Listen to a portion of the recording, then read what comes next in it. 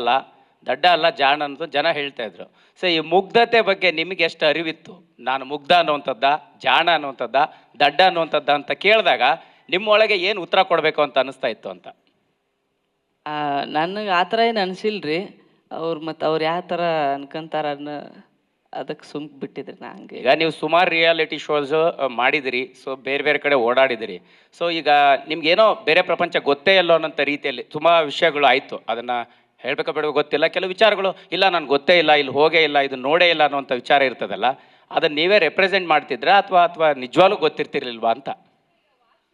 S, example washroom ಆಗಿರ್ಬೋದು, western toilet ಆಗಿರ್ಬೋದು, ಈ ಥರದ ವಿಚಾರಗಳು.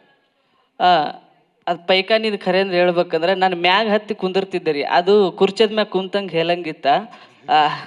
ಅದಕ್ಕೆ ನಾನು ಕೇಳಕ್ಕಷ್ಟ ನನಗೆ ಗೊತ್ತಾಗಲಿಲ್ಲ.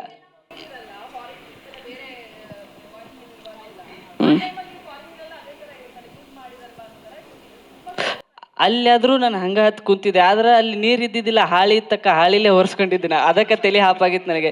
ಇಲ್ಲಿ ಮತ್ತು ಹಾಳಿಲೇ ಒರೆಸೋದೈತೆ ಅನ್ಕೊಂತ ಅದಕ್ಕೆ ಕೇಳಿದ್ನಕ್ಕ, ಹೊರತು ಬೇರೆ ವಿಷಯ ಏನಿಲ್ಲ. ನನಗೂ ಮ್ಯಾಗ ಹತ್ತಿ ಕುಂದ್ರದು ಗೊತ್ತಿತ್ತಕ್ಕ. ಅದು ನೀರಿಂದ ಸ್ವಲ್ಪ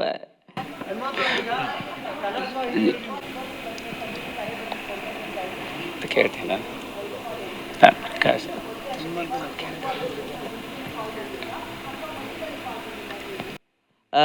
2 ವರ್ಷದಿಂದ ಫಸ್ಟಿಗೆ ಬಂದಿತ್ತು ರೀ. ಈ ವರ್ಷ ಬಂದಿದ್ದಿಲ್ಲ. ಈ ವರ್ಷ ನಡ್ರಾಕ್ ಹಚ್ಚಿದ್ರು ರೀ ಸರ್, ಸಾಗರಣ ಅಂತೇಳಿ. ನಾವು ಒಲ್ಲೆ ಅಂದರು ಬಿಟ್ಟು ಬೀಳಾರ್ದಂಗೆ ಫೋನ್ ಹಚ್ಚಿ ಬಾ ಇದೊಂದು ಸಲ ನೋಡು ಮತ್ತು ಸುದೀಪ್ ಸರ್ ಹಂಗೆ ಹಿಂಗೆ ಅಂತಂದ್ರಲ್ಲ. ಆಯ್ತು ನಡಿಪ್ಪ, ನಿಂದು ತಿಂಡಿ ಭಾಳ ಆಗೈತಿ ಅಂಥೇಳಿ ಬಂದಂಗೆ ರೀ.